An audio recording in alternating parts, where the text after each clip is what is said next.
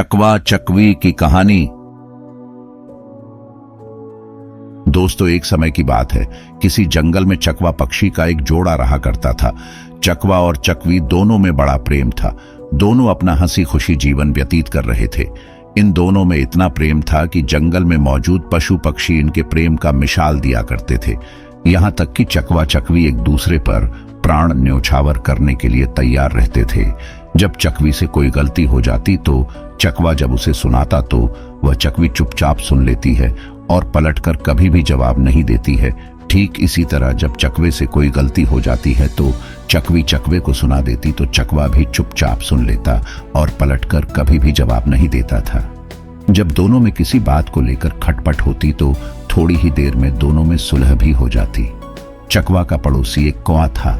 कौआ का अपनी पत्नी से हमेशा हर बात पर झगड़ा हुआ करता था। उन दोनों में हमेशा क्लेश रहता था।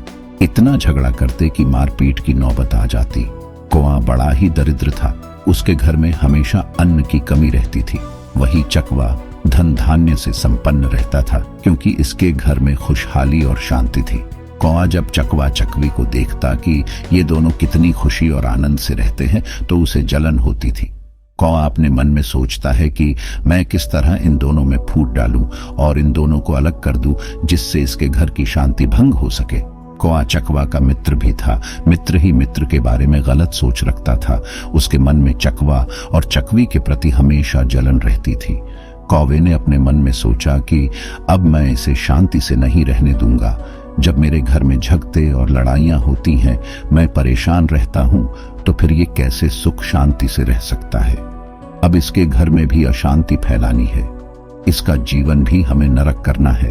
जब कभी भी चकवा घर पर नहीं रहता तो कौआ चकवी के पास जाता और चकवे के बारे बुराई करता और कहता कि चकवी बहन, चकवा भाई आपसे बिल्कुल भी प्रेम नहीं करते। वह तो किसी दूसरे से प्रेम करते हैं। मैंने उन्हें कुछ समय पहले किसी अन्य से बात करते हुए देखा। कौवे की इस बात को सुनकर चकवी को बिल्कुल भी भरोसा नहीं होता था। चकवी कौवे की बात को नहीं सुनती है और उसके बात को हवा में उड़ा देती है।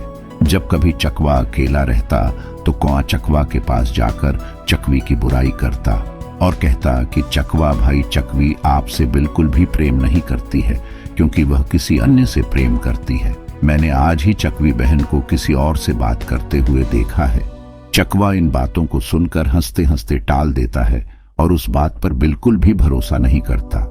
अब इसी प्रकार कौआ चकवा और चकवी दोनों में बारी बारी से फूट डालने की कोशिश करता, लेकिन चकवा चकवी में इतना दृढ़ प्रेम था कि एक दूसरे पर विश्वास किया करते थे और दूसरों के बहकावे में नहीं आते थे। अब इस प्रकार कौआ जब हार जाता है तो कौआ अपनी पत्नी से जाकर कहता, यदि तुम चाहती हो कि मैं तुमसे कभी भी झगड़ा न करूं तो तुम मेरा एक काम करो, चकवा और चकवी दोनों में मनमुटाव करवा दो। दोनों के बीच झगड़ा पैदा कर दो जिससे उनकी शांति भंग हो सके। कौआ ने अपनी पत्नी से कहा कि जब भी तुम्हें मौका मिले तुम चकवी बहन का कान भरती रहना और मुझे भी जब भी समय मिलेगा मैं भी चकवा भाई का कान भरता रहूंगा, जिससे दोनों में लड़ाई झगड़ा हो सके। अब कौवे की पत्नी चकवी से जाकर कहती कि तुम्हारा पति तुमसे प्रेम नहीं करता, वह तो किसी दूसरे से प्रेम करता है।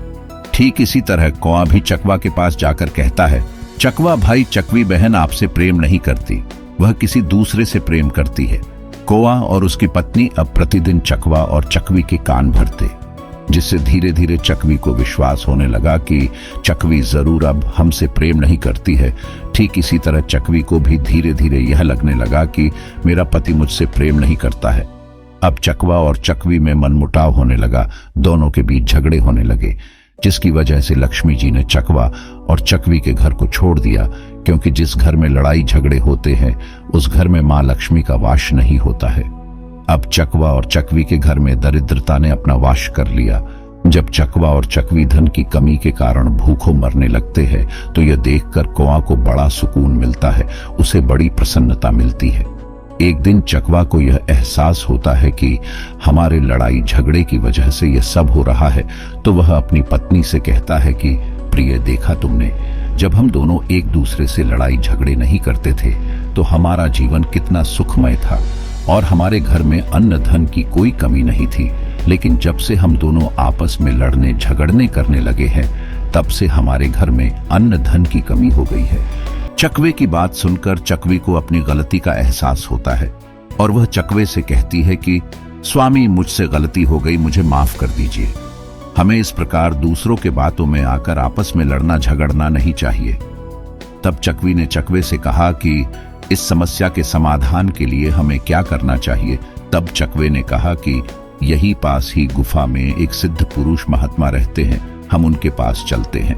वही हमारी इस समस्या का समाधान करेंगे और हमें यह बताएंगे कि हमें अब क्या करना चाहिए। ये सोचकर चकवा और चकवी उस महात्मा के पास चले जाते हैं और महात्मा को प्रणाम करके बैठ जाते हैं।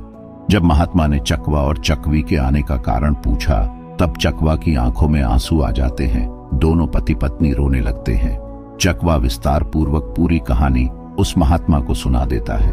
तब महात्मा कहते हैं कि हे चकवा, मेरी बातों को ध्यान से सुनो। आज मैं तुम्हें ऐसी 5 बातें बताऊंगा जिसे यदि तुमने अपने जीवन में उतार लिया और उस पर अमल कर लिया तो कभी भी तुम्हारे घर में लड़ाई झगड़े नहीं होंगे। इसके साथ ही जो मनुष्य मेरी इन 5 बातों पर अमल करेगा उसके घर में कभी भी लड़ाई झगड़ा नहीं होगा तथा उसके घर में कभी भी धन की कमी नहीं होगी और उसके घर से लक्ष्मी कभी भी रूठ कर नहीं जाएंगी। महात्मा के द्वारा कही गई 5 बातें जो तुम्हारे जानने वाले होते हैं, सगे संबंधी होते हैं, जो तुम्हें अच्छे से समझ रहे होते हैं तथा जो तुम्हें अच्छे से जान रहे होते हैं, वही तुम्हारा जड़ काटते हैं। ये बात बिल्कुल सत्य है। जो व्यक्ति तुम्हें अच्छी तरह से जानता और समझता है, वही व्यक्ति तुम्हारे घर में झगड़ा लड़ाई करवाते हैं, जिससे घर में क्लेश उत्पन्न होता है। यही लोग आपके दुखों और समस्याओं का कारण बनते हैं।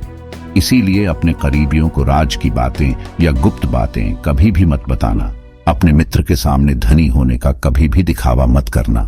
अपने मित्र के सामने अपनी बड़ाई और दिखावा करोगे कि मैं बहुत धनवान हूं, तो वो मित्र आपके बारे में गलत धारणा बना लेगा और आपसे घृणा करने लगेगा तथा आपसे दूर रहने लगेगा। इसीलिए अपने मित्र के सामने धनी होने का दिखावा मत करो। अन्य दूसरे के कहने पर कभी भी विश्वास नहीं करना चाहिए।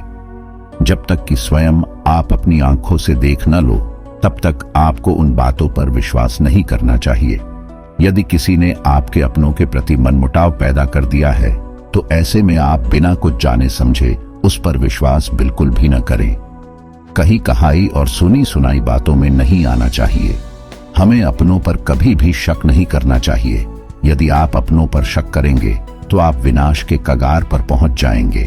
पति पत्नी, माता पिता, पिता पुत्र, इन्हें आपस में किसी के ऊपर शक नहीं करना चाहिए।